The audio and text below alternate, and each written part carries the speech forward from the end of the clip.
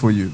Ugbechie is the Group Managing Director of Rain Oil Limited, which he founded in 1997. He has over 30 years of direct sales, marketing, and operations experience within the oil and gas space. Over the last 2 decades, he has directly overseen the growth of the group's operations across the entire downstream value chain, comprising 3 ultra-modern petroleum product storage depots, that is, 50 million liter capacity multi-product depots in Okara, Delta State, Calabar, Cross River State, and Ijegun-Egba, Lagos State, an 8,000 metric ton LPG storage facility in Ijegun, Lagos State, over 100 retail outlets spread across the country, over 100 petroleum product tank trucks, and over 40 LPG trucks for efficient delivery of products to Rain Oil's network of stations and customers across the country. In his capacity as Group Managing Director, he oversees a staff strength of over 1,200. Dr. Gabriel Ugbechie pioneered the petroleum product bulk storage investment in the Okara axis of Delta State, which is today a critical hub for petroleum product supply in the country. He is a graduate of production engineering from the University of Benin, Nigeria, and holds an honorary doctorate degree of technology management from Novena University, Nigeria. In line with his drive for service excellence and self-development, he has attended several management courses locally and abroad. He is a pioneer member of the Lagos Business School Owner Manager Program. Being a man of many parts and a strong believer of giving back to his roots, he has supported the following initiatives through the company: the Gabriel Ugbechie Foundation in Delta State, which provides scholarships to undergraduate community healthcare services as well as youth employment initiative; the annual Rain Oil Lawn Tennis Tournament, which holds annually in Lagos, promoting youth and sports development in Nigeria; financial support to orphanages in Lagos and Abuja; provision of physical infrastructure and public amenities in local communities in Delta State; medical outreaches to schools in host communities; dedicated employment opportunities to youth in host communities. Among his many hobbies is playing lawn tennis, which he is very passionate about. He is married to Godry and they are blessed with 3 children.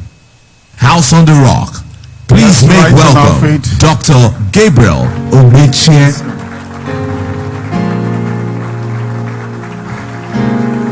I don't know why you're clapping like your hand is spinning. You put your hands together.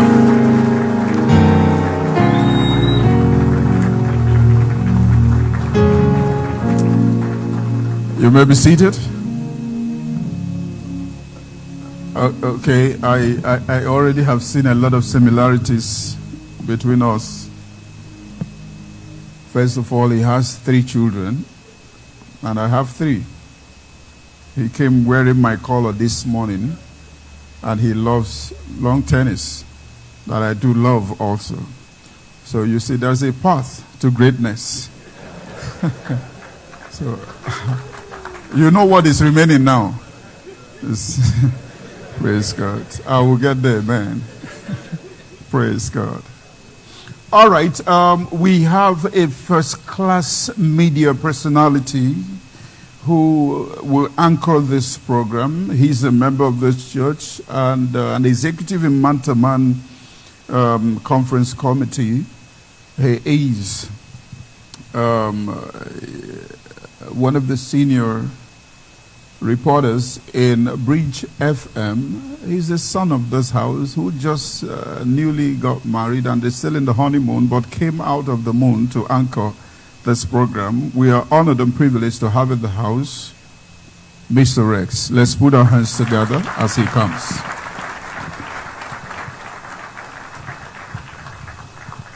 Thank you very much, Pastor.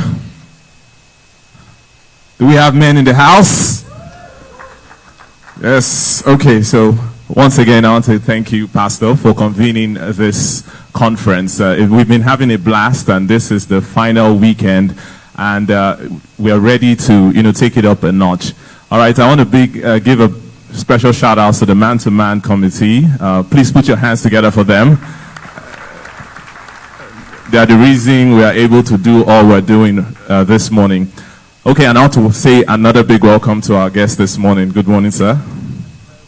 Okay, to start things off, I read that you were born in the rainy season, and you named your company Rain Oil. And since you did, it has been raining blessings for us, for you. So tell us, what inspired that name for your company? Most people name it after their initials. We see companies like that. But is there any prophetic reason you named your company Rain Oil? Thank you very much for that very, very, very interesting question. But before I answer that, let me appreciate Pastor Cosfinney Udoka for the wonderful job you're doing in this ministry. When I got the invitation out of the blues, that mail just came out of the blues. And I said, what's going here? To start with, House on the Rock is a church I admire so much. It's a church I love to attend, and as much as possible, I attend House on the Rock in Lagos. So, but I'll speak more to that much later in the conference. So, thank you very much for this opportunity. Now, coming to the question, in 1990, between 1992 and 1997, but 1992 to 1994, I was working for a downstream oil and gas company, and I've always wanted to do something for myself. I've always wanted to run my own business, right from when I was in university. Even though I took a degree in production engineering, while I was in university, I kept telling myself, Gabriel, I would love to, I love the art of counting money. I love the art of trading. Having spent a good part of my formative years in Onitsha. So by 1994, I decided to incorporate a business. So my wife and I went to meet a friend of mine who is a lawyer and also a pastor, Pastor N.F.A. Korubo. So went to his house one evening, August 1994, and I said, NF, I want to start a company. He said, what kind of company? I said, an oil company. So what name do we give to the company? So we started banding names around. Why don't we call it Gaboil? Why don't we call it this oil? Why don't we call it that oil? We're just banding names around. And then NF said something. He said, Gabriel, rain stands for blessing. Why don't we call it rain oil? And I said, NFI, you know what? You're correct. But instead of rain oil, we're going to merge the two words together to get one word, rain oil. And that was how Rain Oil Limited was incorporated in November 1994, but eventually we started business in November 1994, but we started business in May 1997, and like they say, the rest is history. So that name actually is very, very prophetic. That name was coined by a man of God, a pastor, and just as he rightly predicted, rain stands for blessing. We named the company Rain Oil, and I stand on this pulpit to say that it has indeed been very prophetic, and it has really worked. Thank you very much.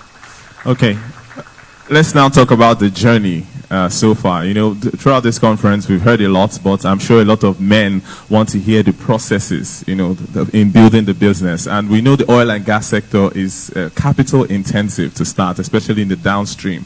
So how did you start the company? We know you have experience production engineering, you've worked with an oil company, even PricewaterhouseCoopers. So how did that play into you setting up the business? How did you get finance? All of that. Okay. Let me share this story. Let me just share this story. Let me go back a bit of memory lane. Like I said, when I was young, I really wanted to do something for myself, right from when I was in university, and then, like you rightly said, I worked for Pricewaterhouse, and then I joined another downstream oil and gas company called Ascon Oil. I was with Ascon Oil from 1992 to 1997.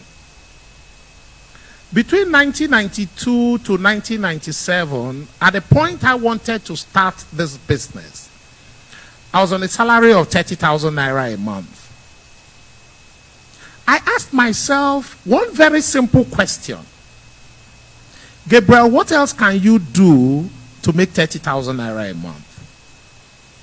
I asked myself that question because I believed then, as I still believe today, that anything you can do to make your salary can take the place of your job. Too many people have this emotional attachment to this thing called job. It's just a means of livelihood. If you work for Zenith Bank and they pay you 500,000 naira a month, all they are simply saying is, come to work at 8 o'clock, do these set skills, close at 6. At the end of the month, we'll give you 500,000. If you can sell recharge card at Summit Junction and make that say 500,000, it can replace that job. So let us free up our mind about this thing called job. Anything, the woman who sells on the roadside, make no mistake about it, she may be making more money than what a lot of people are wearing suit and tie, chasing in the offices that they. I'm not trying to downplay anything here, but I'm trying to say, let us free up our mind. So I asked myself this question, and I said, Gabriel, what else can you do to make 30,000 naira a month? And I said, if I could sell one truck of diesel, just one truck of diesel. A truck of diesel in 93, 94, we're buying it for 9 naira per liter and selling it for 10 naira per liter. So the margin was 1 naira. A truck of diesel then was largely 30,000 liters. So if you sell a truck and make 1 naira, you make 30,000. So I said, Gabriel, if you sell one truck of diesel, even if you go home and sleep, after supplying one truck, just go home and sleep for 30 days. After 30 days, wake up, come and collect your check. You would have made 30,000 naira. So a truck of diesel in 1994 was 300,000 naira. I didn't have 300,000 naira. But first things first, I needed to incorporate a company, and I went to meet NFA Korumbo, and we incorporated this company. Incorporated this company in 1994. By November 1994, I'd gotten my certificate of incorporation, put it in the drawer. So I always call that step one, incorporate a company. Incorporate a company. If you're not running your business today and you plan at some point to run a business, go and incorporate the company today. Names are disappearing very fast for those of you who have tried. Recall, I had a hypothesis that if I sell a truck of diesel in a month, I will make how much? 30,000 naira. I needed 300,000 naira to get a truck of diesel. I didn't have it. I wrote proposals. I went to those who I believe have the money. All I was hearing was, meet me here today, meet me there tomorrow. Stories. So I learned my first lesson. People rarely give money to those who don't have. Do I have a witness in the house? Today there are people I will call, I will say, can I get 50 million naira there? They will just give it to me without even asking me what I want to do with it.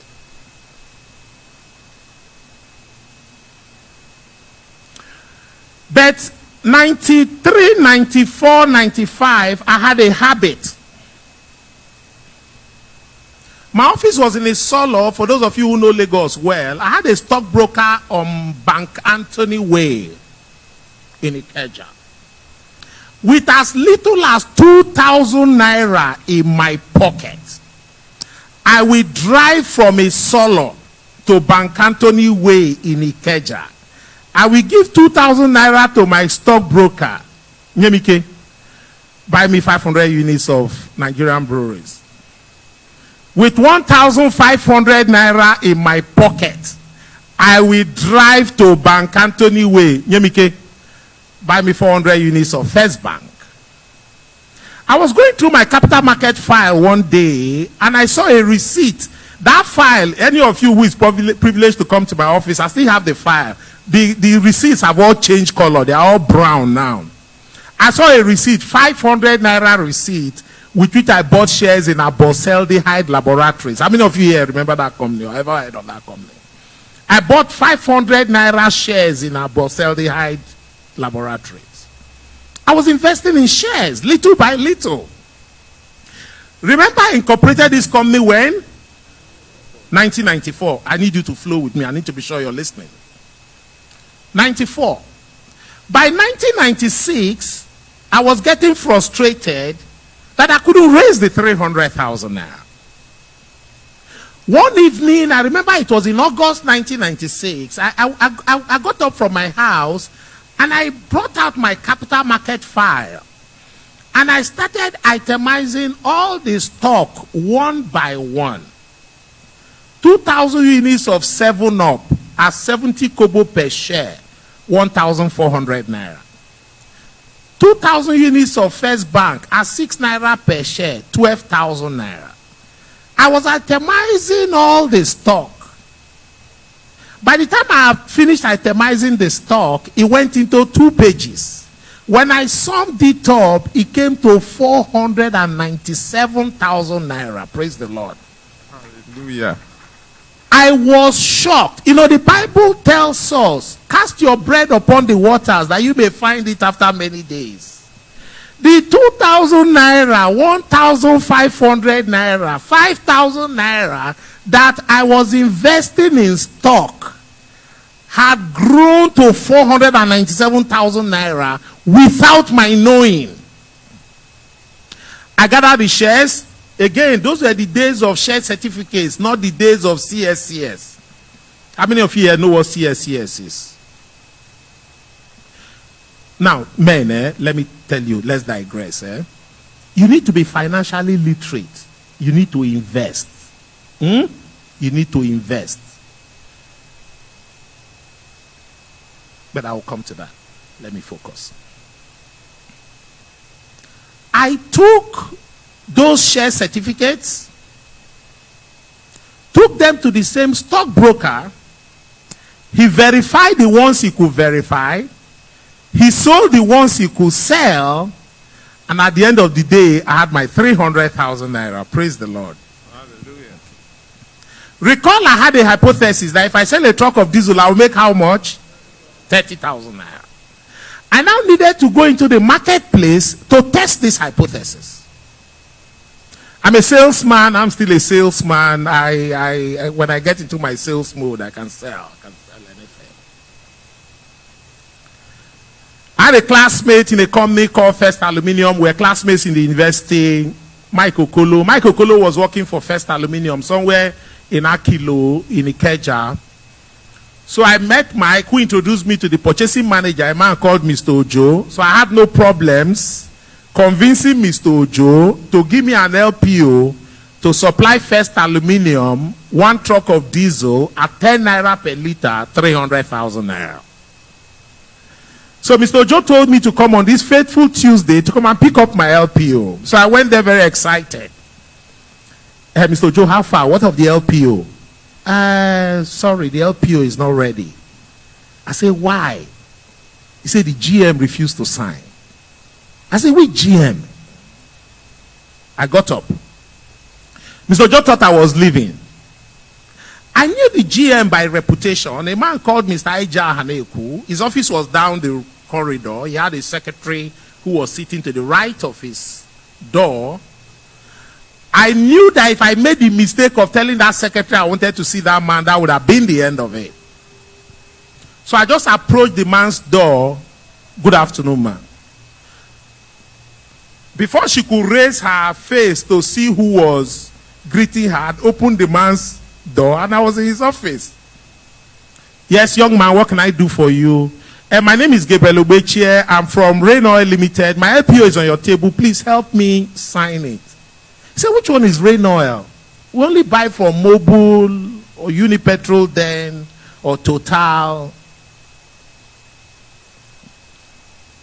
Gabriel Ugbechie did all the marketing he could do that day. Ija Haneku wasn't ready to sign the LPO. Gabriel Ugbechie wasn't ready to go anywhere. He was seated, I was standing. At some point, he got tired of me. He wanted to leave me in his office. As he approached the door, I just used my body to block the door and say, help a young man who wants to grow. Sign this LPO. Aja Haneku looked at me long and hard. He went back to his table. He signed the LPO, gave it to me and said, I don't want to ever see you in my office again. I said, thank you very much. I took that LPO. I made the supply. Instead of making 30,000 naira, prices had moved. I made 45,000 naira. It was working. The second supply, a supply to Limca on Abimbola Way in Isolo. Limca gave me a cash check drawn on Nigerian Bank in Daleko. Margin was 2 naira per liter, 60,000 naira. The third supply was to United Spinners on Apapo Shudu Expressway. I made 25,000 naira. It was working. Today, we've grown Rain Oil to what it is today. Rain Oil today, I dare say, is one of the most prominent, if not the most prominent downstream oil and gas company in Nigeria today. Accounting for a very, very significant amount of petrol that is distributed in this country. Rain Oil is the only downstream oil and gas company that owns 3 tank farms in 3 out of the 4 key hubs in this country. We are in Lagos. We have a tank farm in Lagos with an LPG facility. We have a tank farm in Ogara. We have a tank farm in Calabar. We have more than 100 petrol stations spread across this country, from Kano to Gombe to Abuja to Lagos to, of course, to Asaba. All over the country. And like you said, we employ more than 1,200 Nigerians. So it's been a very, very interesting journey by the grace of God. Thank you. All right. Okay. Now that we have some background, okay, what can you tell us about, what you studied and the places you worked and how that played into your success in building the business? Because we know that, from supplies, at some point you needed to scale up and start to own all the properties where the filling station. So how did that progress? I don't want to tie it to what I studied. I went to St. Patrick's College, Asaba here. I went to SPC, Asaba. When I was in SPC, I was the best student in mathematics. I love mathematics. When I was in SPC, when I'm not happy, I go solve math problems. Solving math problems gives me a high. I made an A1 in maths, but when you tell me I made an A1 in maths, I'm not satisfied, because that doesn't tell the whole story. My maths in school said I must have scored nothing less than 95%. It doesn't tell the whole story. Every single cell in my body is mathematics. I took a degree in engineering. All my engineering maths courses when I was in Idahosa were all A's. I mean, they were all straight A's. So when I was in SPC, because of my love for maths, I naturally went in for engineering. But 2 years into my study of engineering, I realized that, with all due respect, I don't have a flair for engineering. I have a flair for mathematics. I have a flair for calculation. Anything you tell me, just tell me calculate. Whether it's fluid mechanics, whether it's thermodynamics, whether it's, as long as it's calculate, I'm in my, but don't tell me to come and fix anything, carry screwdriver to fix anything. I'm not interested. You can tell me to design and do better. I'm not a practical till tomorrow. I have very little patience for technology.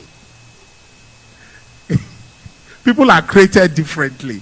I have very little patience for technology. My 16-year-old son is more techie than myself. So So the moment I left the university, I knew that I didn't want to do the practical part of. So at the first opportunity, I joined Pricewaterhouse to do management consulting, accounting, auditing, and stuff. And then from Pricewaterhouse, I joined a downstream oil and gas company. And then from there, because I was working for a downstream oil and gas company, I understood the ropes. I knew how to make money in the business. I saw money being made. And I knew that if I could raise some money, I would be able to do something for myself. And then, of course, I went, got my seed capital, and started the business. So, does it have to do with what I studied in the school? I don't think so. But what I studied in school and my background, has it helped in running the business? I would say yes. Because I always think in numbers. When I'm discussing with you, I'm calculating.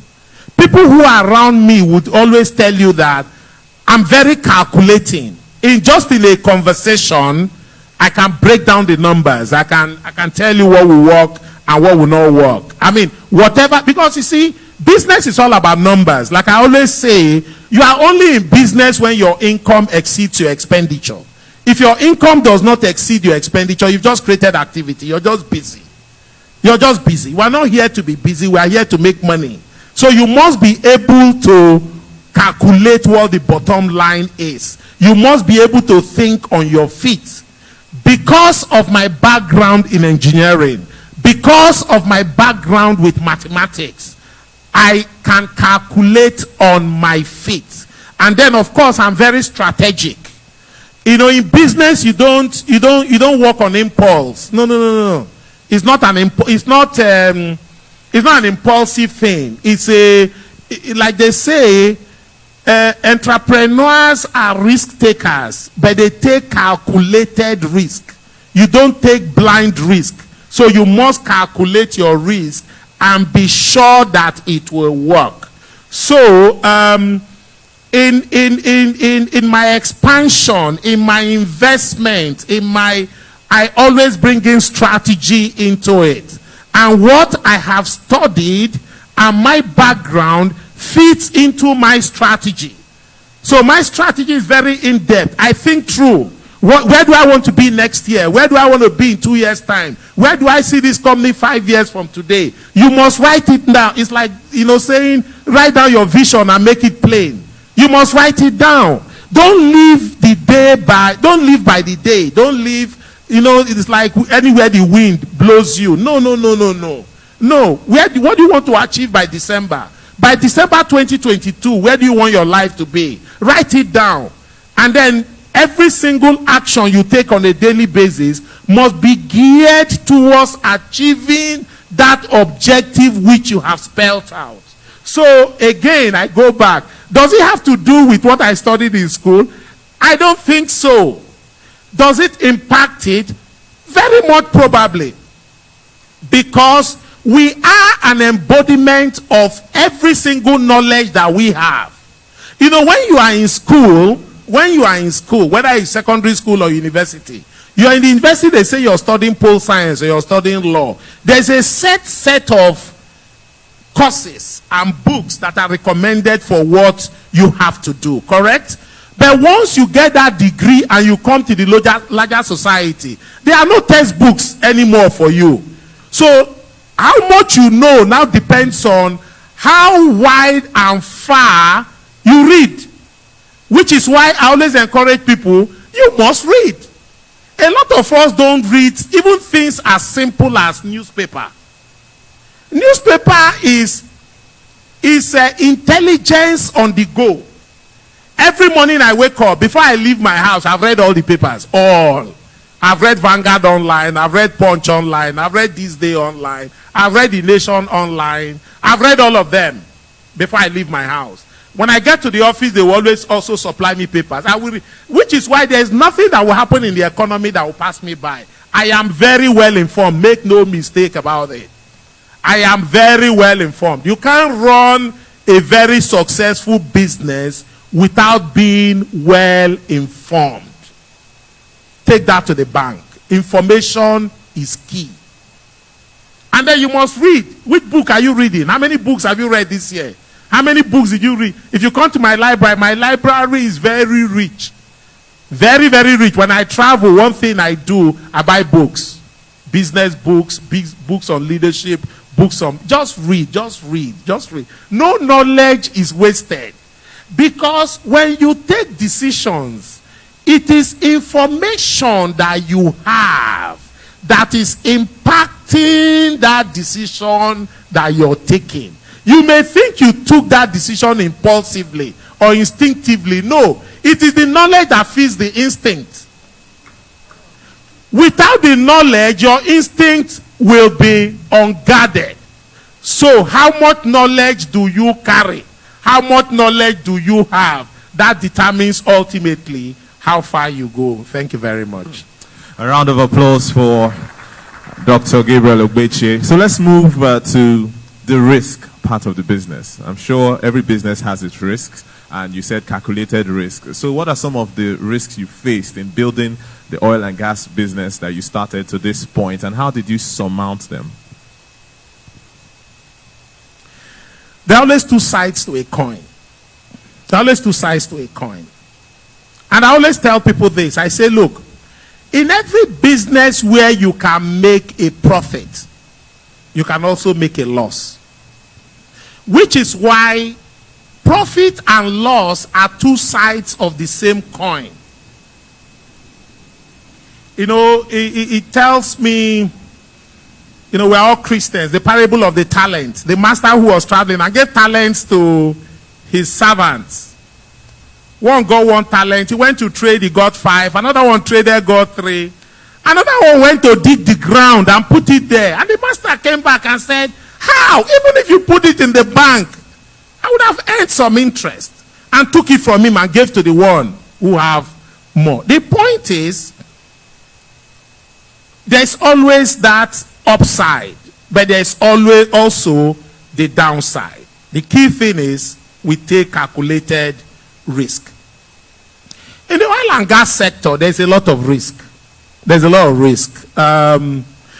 those risks are not unconnected with the larger risks in the society today.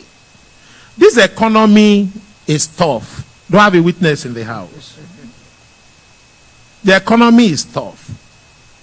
One of the biggest elephants in the rooms today is what I call the FX risk, foreign exchange risk. You import petroleum products, just as there may be traders in the house here who do a lot of imports.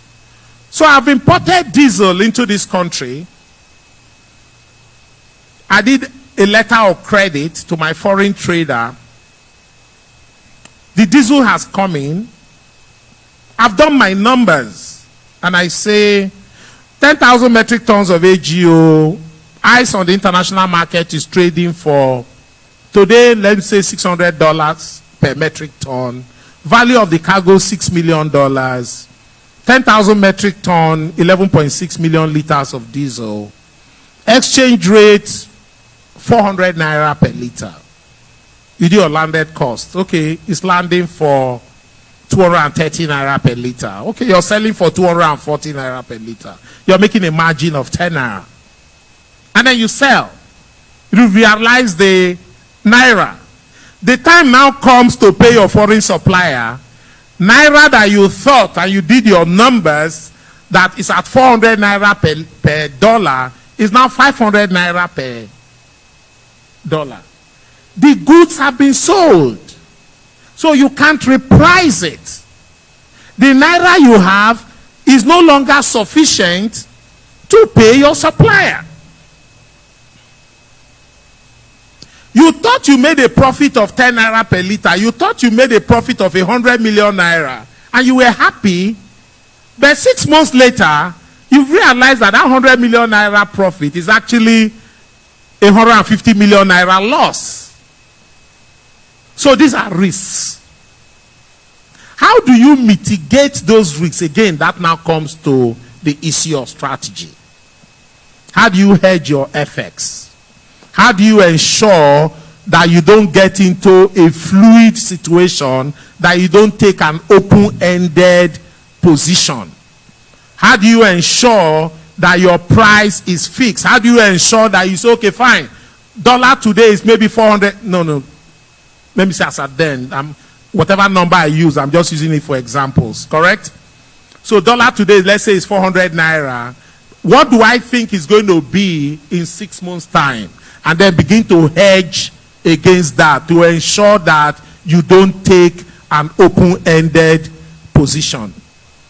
Because again, we are business people, and as business people, we must take calculated risk.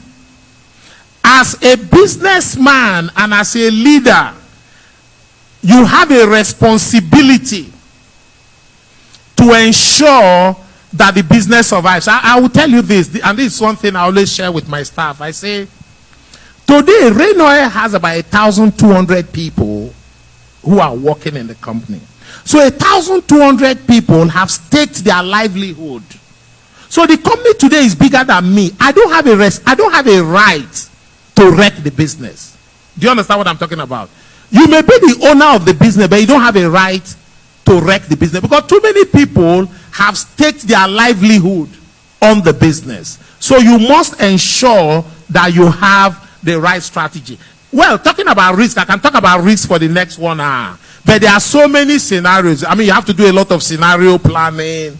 You know, what I call what-if scenarios. What if this happens? What should I do? What if this happens? You have to do a lot of scenario planning. And then take measures to hedge against those risks which you can foreseeably see. At the end of the day, it may work. At the end of the day, it may not work. But you know, you must be able to, hit your chest and say, you know what? I gave you my best shot. So it's not because I didn't do what I should do. Maybe you were just blindsided. Because again, I always encourage business people to say, as business people, it is our responsibility to do business as things are, not as they ought to be. It is what it is. Hello? Uh-huh. It is what it is. We should do business as things are, not as they ought to be. There is no perfect situation. You want to go to Onitsha? Do you want to go to Onitsha? Do you want to go to Onitsha? If you want to go to Onitsha, head to Onitsha. Hey, you see, the go-slow on the head bridge is too much. Hey, the traffic at Ibuzo Junction, hey, they are spending 2 hours there. Hey, the rain is too much. If you see the sun, now die. Guy, you won't go on Onitsha.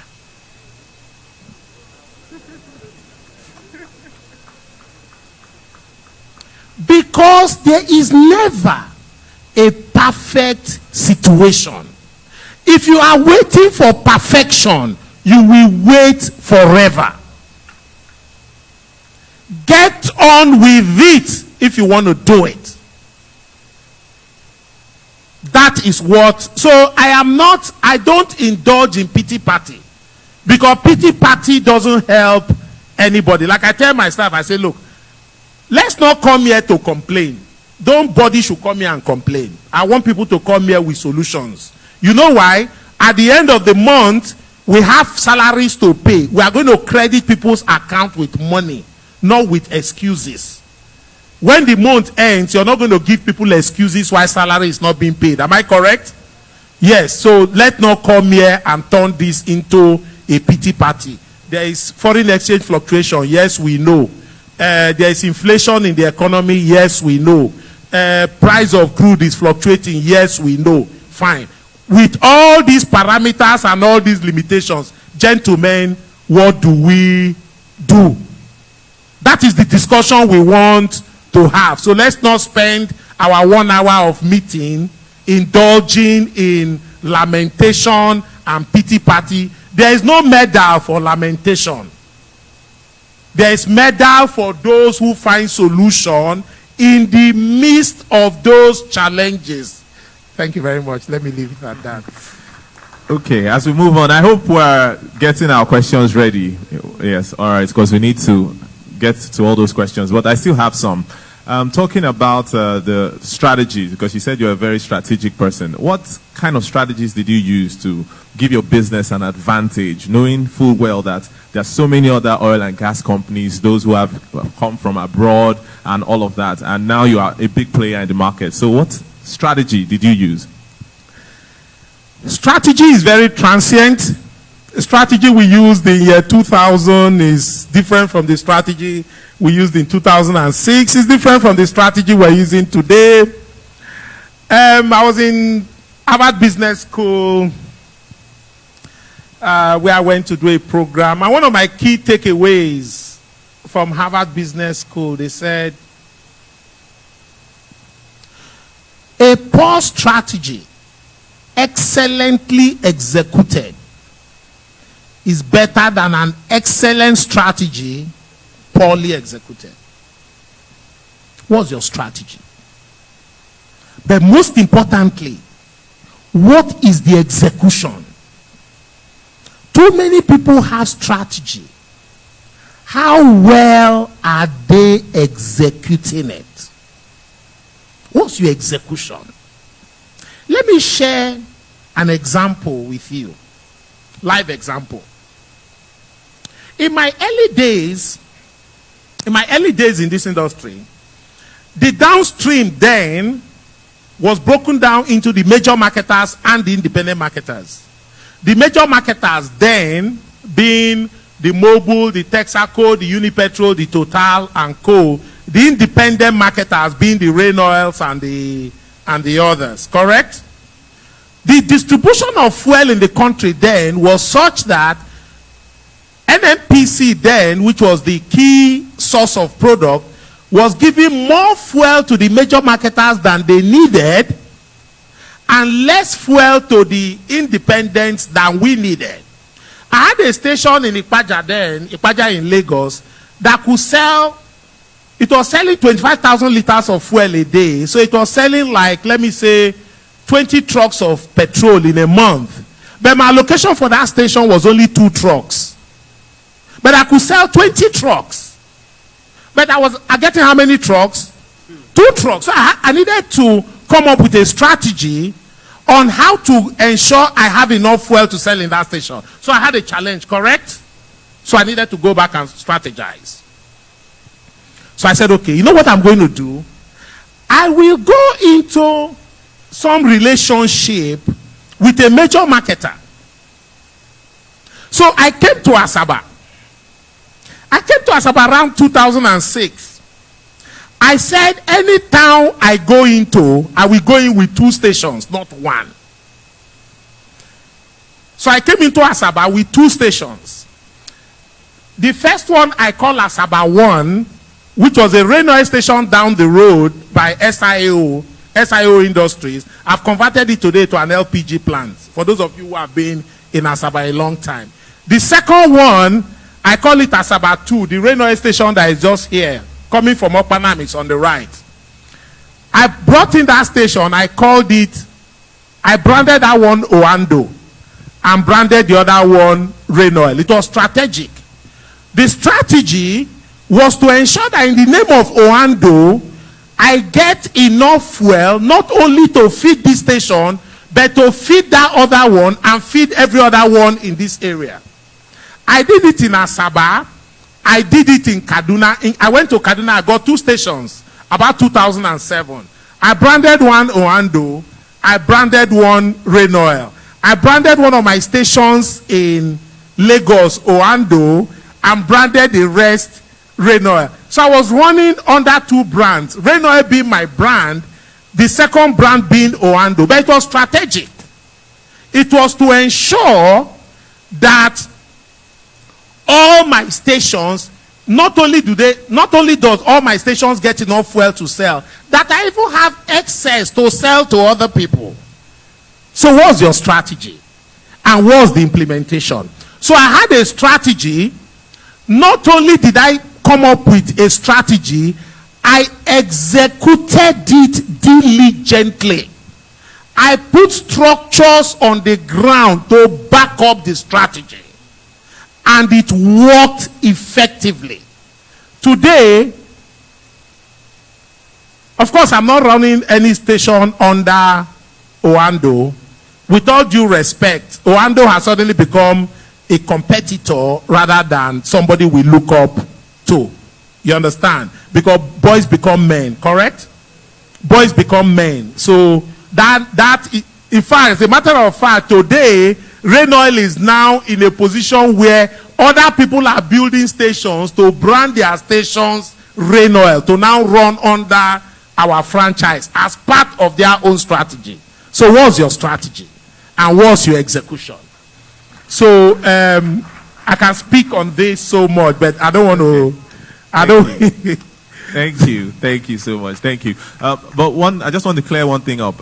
Relationship. You just mentioned it. You went into a business relationship with a bigger brand, and I think a lot of people want to do this. How do you start off that kind of relationship? Was it a franchise agreement, or did you have to know somebody in the company, highly placed? How did you go about it? You don't have to know anybody. The point is, you must bring value.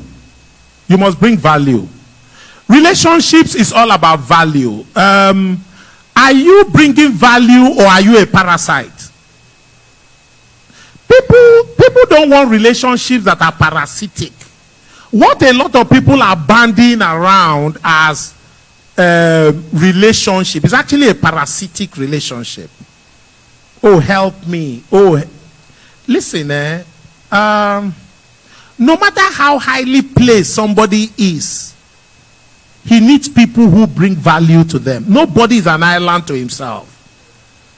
So ask yourself every day to say, what value are you bringing to the table? I was going into a relationship. Excuse me. I own a petrol station. I'm not saying give me a petrol station. I'm not saying give me money to build a petrol station. I have built, Pastor Udoka, I have built a petrol station. I have the money to buy the product. I am saying, put your brand, not my brand, on my property. Is there a beg there? Is there a beg? I was coming into that meeting with value. To say, I'm not saying I beg, give me one truck. When I sell, I will pay you. No. I am saying, one, I have built a station with my money.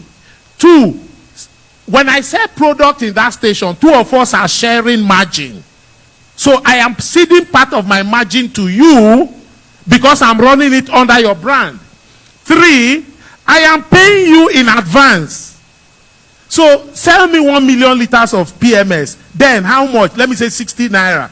So I will give you 60 million naira up front. I will give you 120 million naira up front. You know the funny thing? When I did that, sooner rather than later, by 2006, 2007, Rain Oil was Oando's single largest customer in this country. When we are accounting for like 5% of their turnover. So when then Oando say their turnover was 300 billion, Rain Oil alone will account for like 15 billion of that 300 billion, 2007. You know the funny thing? From a relationship, we became a strategic partner. That they will call us. Rain Oil, in next month, what volume of petrol do you think you will need? You know, you need 15 million liters last month. I said, okay, this month, I think next month we'll need like 20 million liters.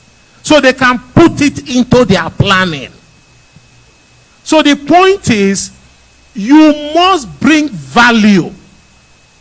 If people are avoiding you, know that you are not bringing value. Put yourself in a position where you carry value. And then you will get the kind of relationships you want. Thank you. Okay. All right. Let's have questions. If you have any questions, please pass the mic around and let's take some questions. I see somebody in the front there.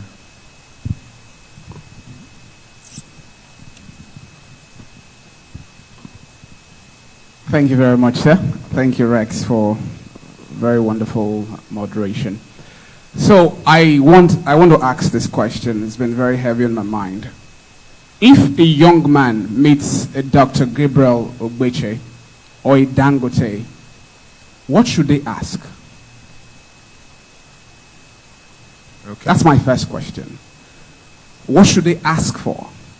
The process or the money? Number two, I've heard the story before when you came to Government House for the youth program. And in my head, I was thinking you were a little desperate. You were very desperate. Maybe somehow rude. Permit my language. Permit my language. And I'm asking, Kenneth, now that you are here, GMD Rain Oil, if any young man who is as desperate as you, like you, then does this to you now, what will be your response? Those are just my two questions for now. Thank you, sir. All right, thank you very much. Austin Okorodudu is my name. Thank you. Austin, the first question I understand. The second question is a bit ambiguous. But let me take the first question. If you meet a Gabriel Ugbechie or you meet a Dangote, what should you ask?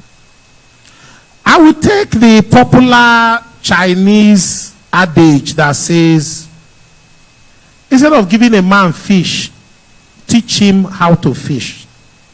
If you meet a Dangote now and you ask him for money, even if he gives you whatever amount of money he gives to you, without the underlying foundation, money will disappear very quickly. So the question is, if you meet a Dangote, I would rather ask him, show me the way. What do I do? Seek knowledge from him. Seek wisdom. He has done it. He has created value. I've read the Dangote story. It starts with his uncle, Alhaji Dan Tata, gave him 500,000 naira. From 500,000 naira, he has built such a large conglomerate. Large conglomerate. A couple of weeks ago, I was taken on an inspection tour of the refinery he's building. When I finished going through that facility, I said, only a man with the heart of a lion can dream of doing it. Now, to actually now go ahead and do it, I can't describe him. You need the heart of a lion to say, I want to do this. To now go ahead and do it, you need more than the heart of a lion. And that's what, so if I meet Dangote, the question is, how do you dream of things like this? Not ask him for money. The second one is, I don't know how to, because that's not a question, that was more of an opinion. If you break it down, I may be able to speak to it. I know that I spoke at a youth conference, yes. Sounding rude or sounding desperate, those are opinions. Do you want him to rephrase? Well, if he puts some, even though he's gotten his opportunity, he should have put some flesh to it. Okay, sir. If I were you, I'm here, sir. Sorry, Okay. I won't get into a back and forth with you.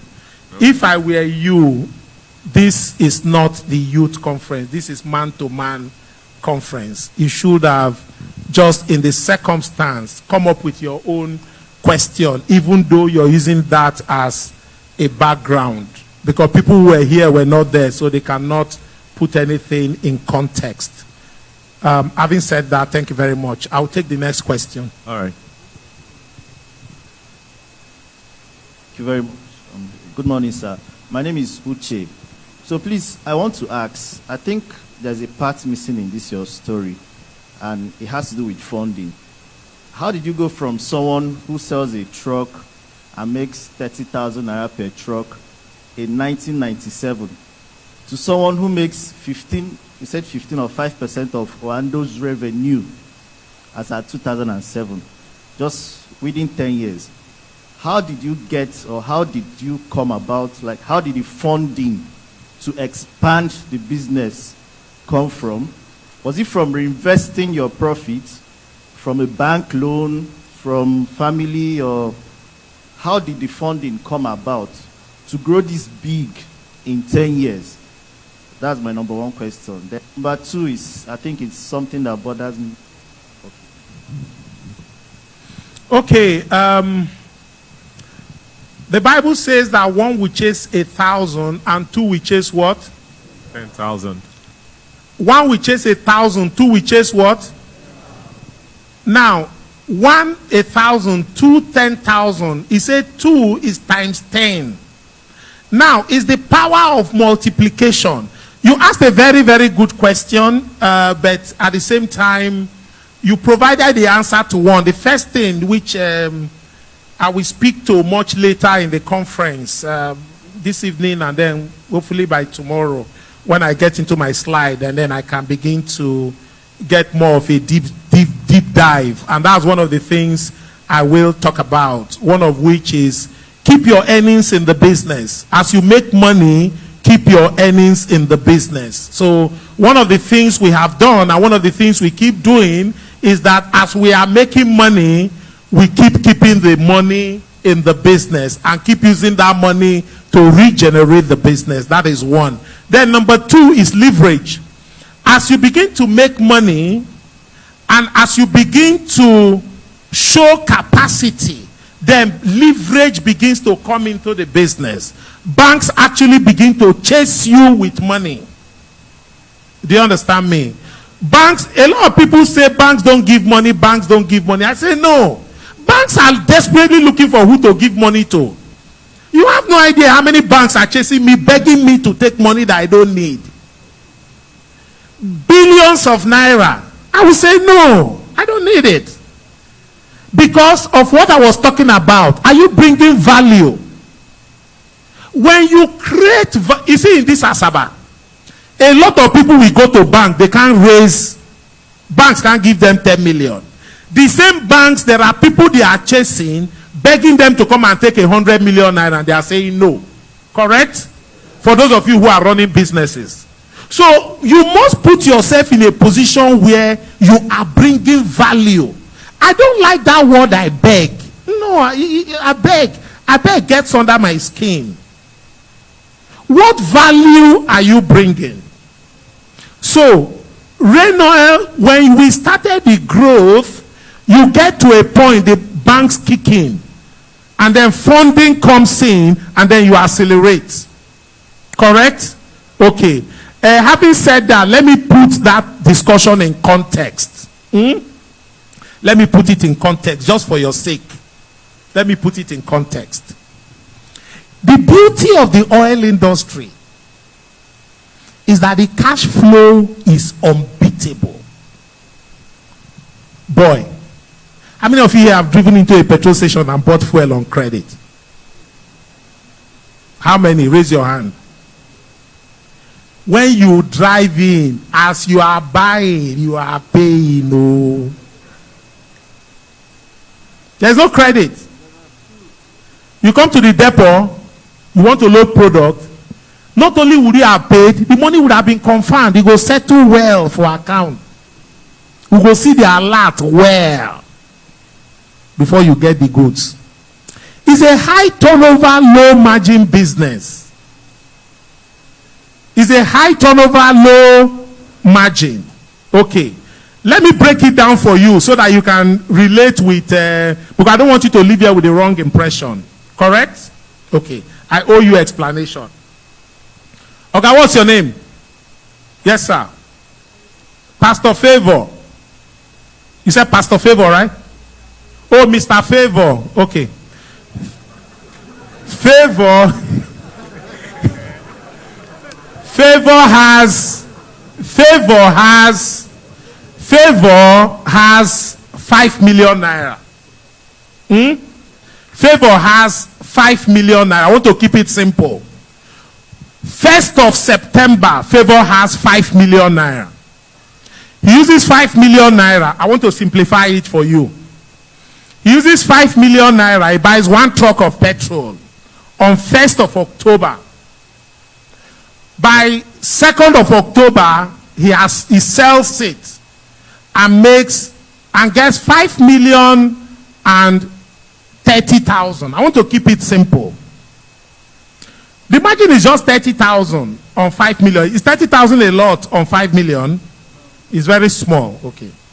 But he sells it by the 2nd or 3rd of October. 2nd or 3rd of October, his 5 million has come back. They have made 30,000. He takes the same 5 million.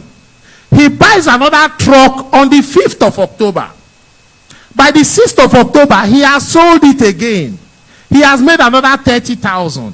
His money is now how much? 5 million plus 60,000. By the 8th of October, he takes the same 5 million. By the end of October, that 5 million, he has traded it 5 times.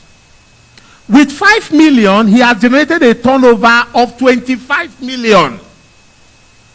And he has made how much? 30,000 in 5 places. 150,000. If I extrapolate over 1 year, if he keeps doing the same thing, how much did he do in 1 month? And what turnover? 25 million. 25 million times 12 is how much? Who will give me that figure? At this, 25 times 12. No. Okay. 300. So the point I'm trying to make, what did he start out with? 5 million.